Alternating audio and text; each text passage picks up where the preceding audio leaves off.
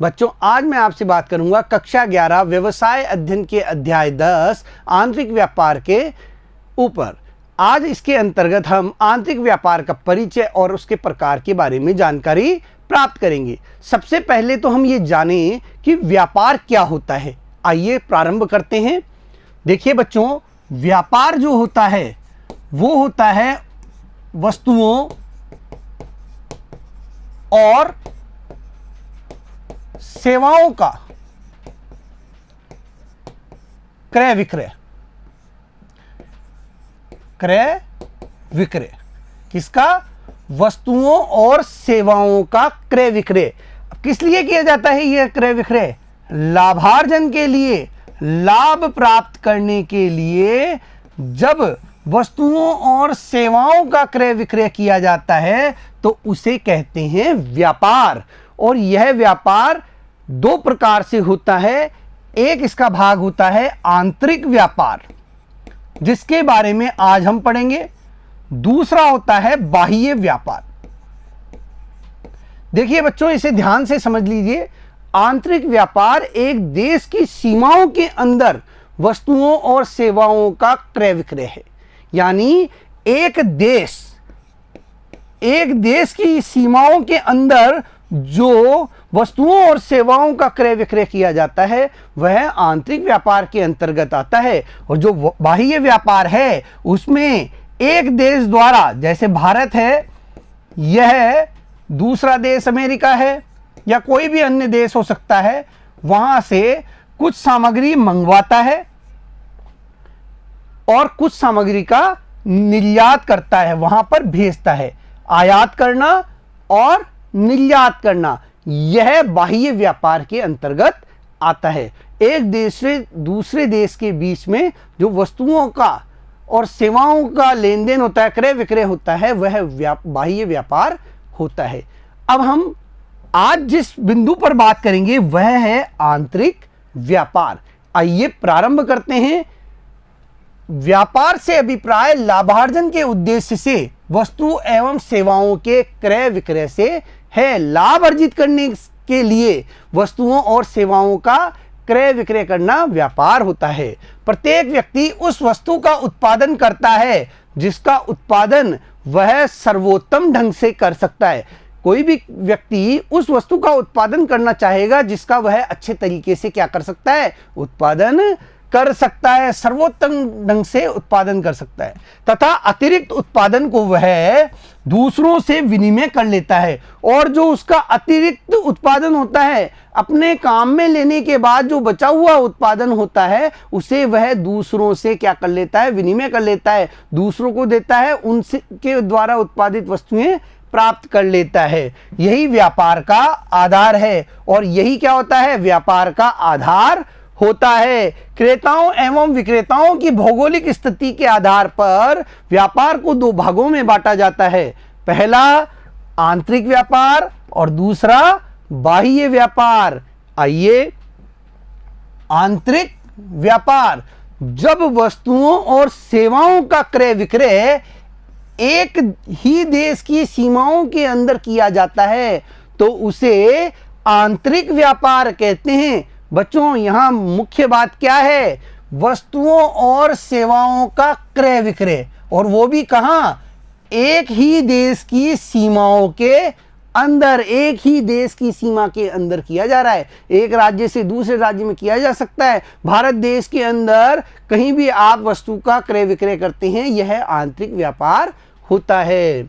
माल का क्रय देश के भीतर व्यक्ति अथवा संस्थान से किया जाता है। माल को किसी व्यक्ति से खरीद सकते हैं या किसी संस्थान से हम खरीद सकते हैं। व्यापार में कोई सीमा शुल्क अथवा आयात कर नहीं लगाया जाता। और जो ऐसा व्यापार होता है आंतरिक व्यापार, उसमें किसी भी प्रकार का न तो सीमा शुल्क देना होता है न ही आयात शुल्क देना होता है। यह तो बाह्य व्यापार पर दिया जाता है।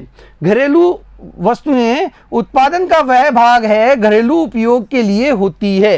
देखिए, ये वस्तुएं घरेलू उत्पादन का वह भाग होती हैं जो घरेलू उपयोग के लिए ही होती है, जिनका देश में ही उपयोग किया जाता है, देश में ही उत्पादन होता है और देश में ही उनको उपयोग में ले लिया जाता है। भुगतान देश की सरकारी मुद्रा में अथवा अन्य किसी मान्य मुद्रा में किया जाता है, मान्य मुद्रा में किया जाता है। देखिए भारत की सरकारी मुद्रा क्या है? रुपया। तो यहाँ पर जो भी वस्तुओं का क्रय विक्रय होता है वो रुपए के अंदर होता है या भारत सरकार द्वारा मान्य मुद्रा में उसका लेन देन किया जाता है। आंतरिक व्यापार को दो भागों में बांटा जाता है, थोक व्यापार और फुटकर व्यापार। देखिए बच्चों, इसे भी हम दो भागों में बांटते हैं, थोक व्यापार में और फुटकर व्यापार में। आइए इसे भी समझते हैं। देखिए जो आंतरिक व्यापार है इसे हमने किन भागों में बांटा? थोक व्यापार और फुटकर व्यापार में। अब ये दोनों क्या होते हैं इसे समझते हैं। देखिए उत्पादक जो है, निर्माता जो है वो वस्तु का उत्पादन करता है, ये है निर्माता, और इसे अपनी वस्तुएं किसे पहुंचानी होती है? उपभोक्ता तक पहुंचानी होती है। यह है हमारा उपभोक्ता जो कि उन वस्तुओं और सेवाओं का अंतिम उपयोगकर्ता होता है। यह निर्माण करेगा और इससे जो बड़ी मात्रा में वस्तुओं को क्रय करता है उसे हम बोलेंगे थोक विक्रेता।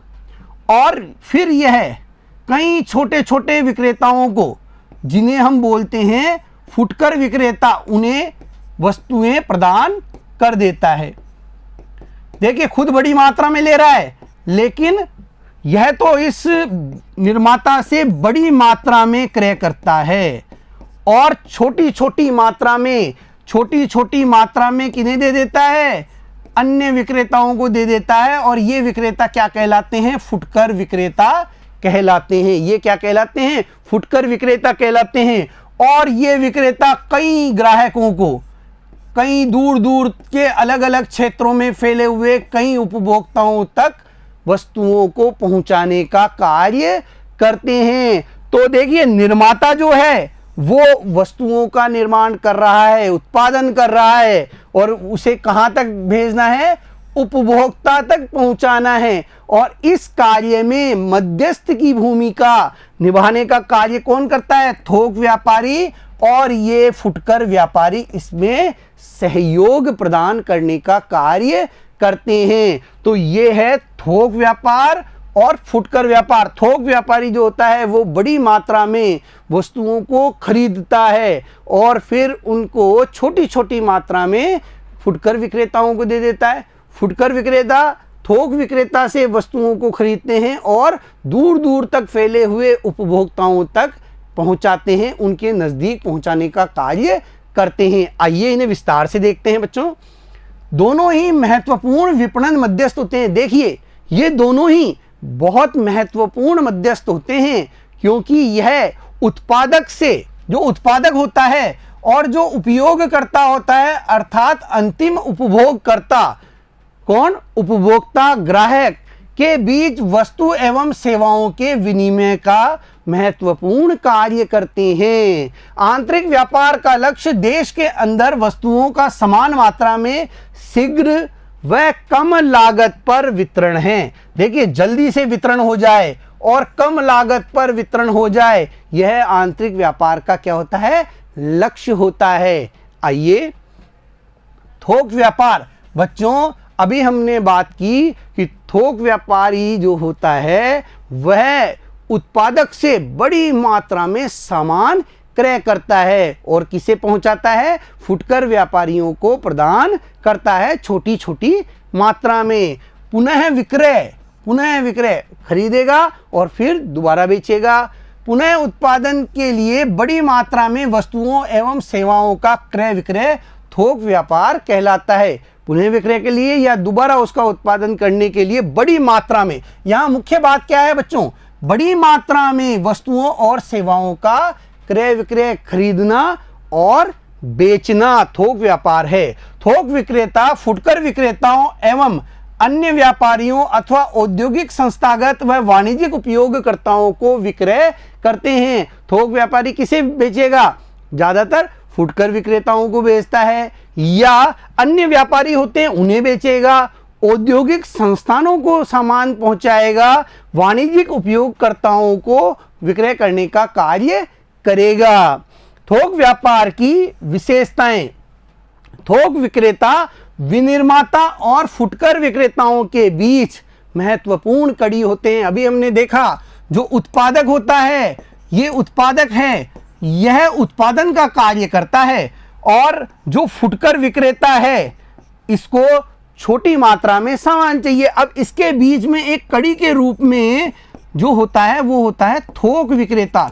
यह तो बड़ी मात्रा में, देखिए यहाँ उत्पादक से बड़ी मात्रा में सामान खरीदेगा, अपने पास रखेगा, जोखिम भी वहन करेगा और संग्रहण भी करेगा, और फिर इन्हें छोटी छोटी मात्राओं में छोटे छोटे पैकेट बनाकर गुणवत्ता के आधार पर इसे किसे दे देगा? फुटकर विक्रेता को प्रदान कर देगा। इस प्रकार ये जो थोक व्यापारी है इन दोनों के बीच महत्वपूर्ण कड़ी के रूप में कार्य करता है, और दोनों को ही यह सेवाएं भी प्रदान करता है। व्यवसाय की जोखिम को वहन करते हैं। देखिए ये थोक विक्रेता जब बड़ी मात्रा में सामान खरीदते हैं तो उससे उत्पन्न होने वाली जोखिम को भी स्वयं ही वहन करते हैं। बड़ी मात्रा में वस्तुओं का क्रय करते हैं, यह भी हमने देख लिया है। फुटकर विक्रेताओं एवं उत्पादन के लिए उपयोगकर्ताओं को छोटी मात्रा में बेचते हैं। अब ये क्या करेगा? बड़ी मात्रा में खरीदेगा और छोटी मात्रा में फुटकर विक्रेता या अन्य उत्पादनकर्ताओं को बेच देते हैं। उत्पादों का श्रेणीकरण करना, उनकी छोटे छोटे भागों में पैकिंग करना, उनका संग्रहण, परिवहन, प्रवर्तन, बाजार के संबंध में सूचना एकत्रित करना, बिखरे हुए फुटकर विक्रेताओं से छोटी छोटी मात्रा में आदेश लेना तथा उन्हें वस्तुओं की सुपुर्दगी देना जैसे कार्य करते हैं। अब ये अन्य महत्वपूर्ण कार्य क्या क्या करता है? देखिए बहुत महत्वपूर्ण भाग है इसका। उत्पादों का श्रेणीकरण करना, यह अलग अलग श्रेणियों के उत्पादों को अलग अलग करके रखता है, उन्हें फुटकर विक्रेताओं को देता है, उनके छोटी छोटी भागों में पैकिंग करता है। बड़ी मात्रा में ये खरीदेगा और उनके छोटे छोटे भागों में ये क्या करता है? पैकेट्स बनाता है। उनका संग्रहण करता है, उत्पादक से जब बड़ी मात्रा में खरीद लिया तो उसे स्टोर करके भी रखना होता है सामान को, तो यह अपने पास अपने भंडार गृहों में संग्रहित करके सामान रखता है। परिवहन, उनको एक स्थान से दूसरे स्थान पर पहुंचाने का कार्य करता है। प्रवर्तन करता है, उनका प्रचार प्रसार का कार्य करता है, किस प्रकार अधिक से अधिक क्षेत्र में वो विक्रय हो उनका, इसका भी यह कार्य करता है। बाजार के संबंध में सूचना एकत्रित करना, यह फुटकर विक्रेताओं से जो कि उपभोक्ता के सीधे संपर्क में होते हैं उनसे बाजार की जानकारी एकत्र करता है और उत्पादक तक पहुंचाता है। बिखरे हुए फुटकर विक्रेताओं से छोटी छोटी मात्रा में आदेश लेना। अब जो ये थोक विक्रेता होता है इसका एक ये कार्य है कि ये कई सारे जो ये फुटकर विक्रेता हैं इनसे छोटी छोटी मात्रा में ये क्या करता है? ऑर्डर लेता है। यह इनसे क्या करता है? ऑर्डर प्राप्त करता है, आदेश प्राप्त करता है, और फिर बड़ी मात्रा में एक साथ उत्पादक तक वह आदेश आगे भेज देता है। उत्पादक इस प्रकार से उत्पादन करता है, उसे बड़ी मात्रा में उत्पादन करना होता है। तो यह क्या करता है? छोटी छोटी मात्रा में खूब सारे इसके जो फुटकर विक्रेता होते हैं उनसे क्या है? आदेश प्राप्त करता है कि यह सामग्री हमें चाहिए, फिर वह उत्पादक से उसे निर्मित करने के लिए आगे आदेश दे देता है। उन्हें वस्तुओं की सुपुर्दगी देना, और इसी प्रकार फुटकर विक्रेताओं को वस्तुओं को सौंपने का कार्य भी इसका होता है। थोक विक्रेताओं की सेवाएं, अभी हमने देखा थोक विक्रेता चूंकि उत्पादक और फुटकर विक्रेता के बीच की कड़ी होता है इसलिए यह दोनों को ही सेवाएं प्रदान करता है। थोक विक्रेता विनिर्माताओं एवं फुटकर विक्रेताओं को वस्तुओं एवं सेवाओं के वितरण में भारी सहायता करते हैं। विनिर्माताओं के लिए इसकी क्या सेवाएं हैं वो देखते हैं। पहला है बड़े पैमाने पर उत्पादन में सहायक। देखिए, ये बड़ी मात्रा में जब वस्तुएं उनसे क्रय करेंगे तो उत्पादक को बड़ी मात्रा में ही उत्पादन करना होगा। तो इस प्रकार उत्पादक जब बड़ी मात्रा में उत्पादन करेगा तो उसकी लागत कम आएगी, उसका लाभ भी बढ़ता है। थोक विक्रेता विनिर्माताओं से बड़ी मात्रा में वस्तुएं क्रय करते हैं, इससे उत्पादक बड़े पैमाने पर उत्पादन करते हैं। देखिए, उत्पादक को बड़े पैमाने पर, बड़े स्तर पर उत्पादन करना होता है तथा उन्हें बड़े पैमाने के लाभ प्राप्त होते हैं। जब बड़े पैमाने पर बड़ी मात्रा में उत्पादन करते हैं तो लागत जो होती है, परिचालन लागत जो होती है वह कम होती है, वह कम होने लगती है, जिससे उनकी बचत बढ़ने लगती है, उन्हें लाभ प्राप्त होने लगता है। अधिक उत्पादन पर निर्माता को बड़े पैमाने की मितव्ययता प्राप्त होती है, उनके खर्चे कम होने लग जाते हैं जब वो अधिक मात्रा में उत्पादन करते हैं। आगे देखते हैं बच्चों, जोखिम उठाना। देखिए, थोक विक्रेता बहुत अधिक जोखिम उठाता है क्योंकि यह बड़ी मात्रा में, बहुत अधिक मात्रा में जो सामग्री है उसको क्या करता है, क्रय करता है। अब ये जब बड़ी मात्रा में सामान को खरीदेगा तो उसे अपने भंडार गृहों में रखना भी पड़ेगा, चोरी का भी डर रहता है, उसके खराब होने का भी डर रहता है, मूल्य परिवर्तन का खतरा भी रहता है। इस प्रकार इसे काफ़ी खतरों का सामना करना पड़ता है, यह जोखिम भी उठाता है। थोक विक्रेता वस्तुओं का क्रय विक्रय अपने नाम से करते हैं, बड़ी मात्रा में माल का क्रय कर उन्हें अपने भंडार गृहों में रखते हैं। वह मूल्य कम होने का जोखिम, चोरी, छीजत, खराब हो जाना आदि का जोखिम उठाते हैं। देखिए, मूल्यों में परिवर्तन होता रहता है, यह जोखिम भी थोक विक्रेता उठाता है। चोरी का डर रहता है, छीजत हो जाती है, सामान खराब हो जाता है, इसका डर भी रहता है। तो यह जो जोखिम होता है यह कौन वहन करता है, थोक विक्रेता द्वारा वहन किया जाता है। वित्तीय सहायता।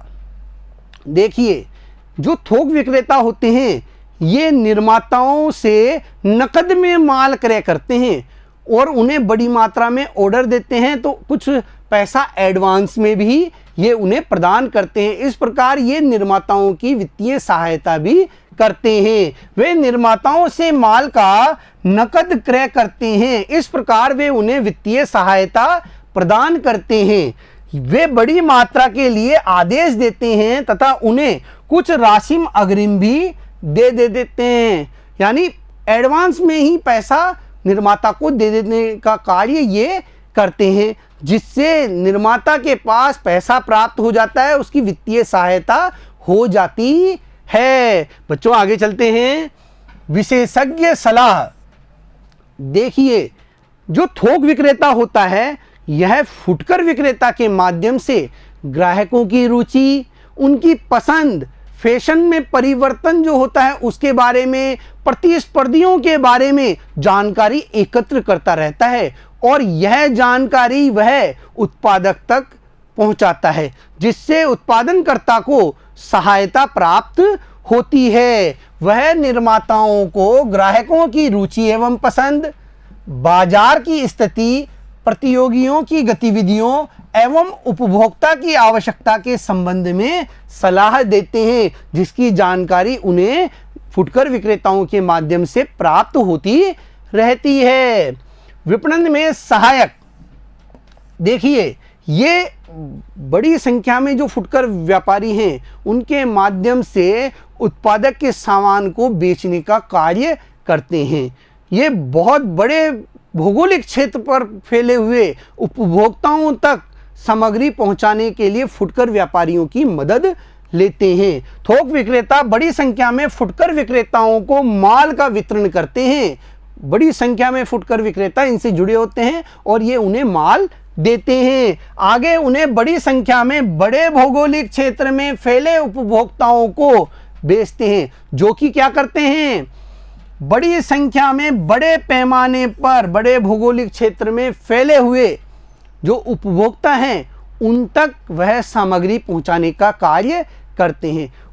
उत्पादक जो है जो उत्पादक है वो दूर दूर तक फैले हुए, जो दूर दूर तक फैले हुए उपभोक्ता हैं उन तक पहुंच नहीं बना सकता। वह क्या करता है, थोक विक्रेता को सामग्री देता है। थोक विक्रेता कई सारे फुटकर विक्रेता जो होते हैं उनको सामग्री प्रदान करते हैं। ये फुटकर विक्रेता दूर दूर तक फैले हुए उपभोक्ता तक क्या है, सामान पहुंचाते हैं। इस प्रकार वे उत्पादकों को अनेकों विपणन कार्यों के भार से मुक्ति दिलाते हैं। इस प्रकार जो ये थोक विक्रेता है यह उत्पादक की सामग्री को वितरित करने में महत्वपूर्ण भूमिका अदा करते हैं। उनके कई कार्यों को यह कर देते हैं।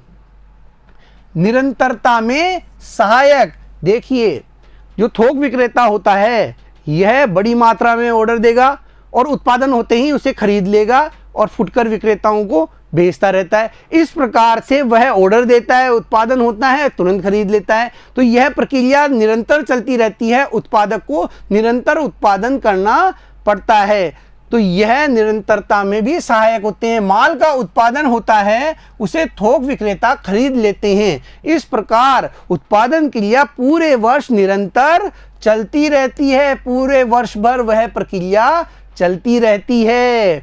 अगला है संग्रहण। बच्चों अभी हमने देखा बड़ी मात्रा में जो थोक व्यापारी होते हैं वो बहुत अधिक मात्रा में सामान खरीद लेते हैं।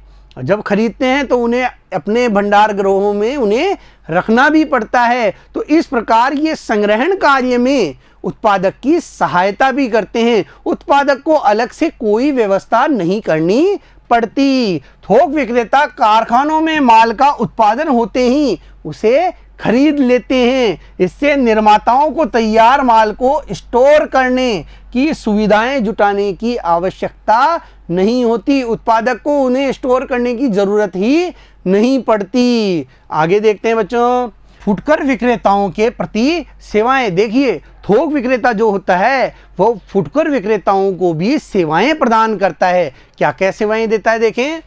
विभिन्न उत्पादकों की वस्तुओं को उपलब्ध कराना। वह फुटकर विक्रेता को विभिन्न उत्पादकों की विभिन्न प्रकार की वस्तुएं उपलब्ध कराता है। थोक विक्रेता क्या करता है, अलग अलग उत्पादकों से उनके उत्पादों को खरीदता है, बहुत बड़ी मात्रा में उनको खरीदता है और छोटी छोटी मात्रा में सभी उत्पादकों के जो भी वस्तुएं उसने खरीदी है वो फुटकर विक्रेताओं को बेच देता है। थोक विक्रेता फुटकर विक्रेताओं को विभिन्न उत्पादकों की वस्तुओं को तुरंत उपलब्ध कराते हैं, विभिन्न उत्पादकों की वस्तुएं उपलब्ध कराता है। इससे फुटकर विक्रेताओं को अनेकों उत्पादकों से वस्तुओं को एकत्रित करने एवं बड़ी मात्रा में उनके संग्रहित करने की आवश्यकता नहीं होती। फुटकर विक्रेता संग्रहण से बच जाते हैं और अलग अलग उत्पादकों से सामान इकट्ठा करने की समस्या से भी इनकी क्या हो जाती है, बचत हो जाती है। और इसमें सहायता कौन करता है, थोक विक्रेता करता है। आगे देखते बच्चों, विपणन में सहायता। देखिए थोक विक्रेता विज्ञापन की सहायता से, विक्रय संवर्धन के कार्यक्रमों की सहायता से फुटकर व्यापारी का सहयोग करते हैं। वो उनकी वस्तुओं को बेचने में उनका सहयोग प्रदान करते हैं। थोक विक्रेता विज्ञापन कराते हैं तथा विक्रय संवर्धन के कार्यों के करते हैं, जिससे कि ग्राहक माल के क्रय के लिए तैयार हो जाता है। वो विक्रय संवर्धन के कई स्कीमें चलाते रहते हैं जिससे कि ग्राहक माल खरीदने को तैयार हो जाता है। नए उत्पादों की मांग में भी वृद्धि होती है तथा फुटकर विक्रेताओं को लाभ होता है। और नए जब उत्पाद बाजार में आते हैं तो उनकी मांग बढ़ती है, जिससे फुटकर विक्रेता को लाभ होता है और उसे अधिक परिश्रम वस्तु को बेचने के लिए नहीं करना पड़ता। इसमें भी थोक विक्रेता उनकी मदद करते हैं। साख प्रदान करना। देखिए थोक विक्रेता फुटकर विक्रेताओं को कुछ समय के लिए उधार माल देते हैं। फुटकर विक्रेता उस सामग्री को बाजार में बेचता है, उपभोक्ता को बेचता है और जो धन प्राप्त होता है उससे फिर नया माल खरीदता है। पुरानी उधार चुकाएगा, नया माल उधार में ले लेगा। इस प्रक्रिया को निरंतरता प्राप्त होती रहती है, यह लगातार चलती रहती है। थोक विक्रेता फुटकर विक्रेताओं को साख की सुविधा भी देते हैं। इससे फुटकर विक्रेताओं को अपने व्यवसाय के लिए कम कार्यशील पूंजी की आवश्यकता होती है। जो ये उधार की व्यवस्था होती है, उधार की सुविधा मिल जाती है साख की, इसके माध्यम से उन्हें कम कार्यशील पूंजी की आवश्यकता होती है और फुटकर व्यापारियों का व्यापार चलता रहता है, कार्य चलता रहता है।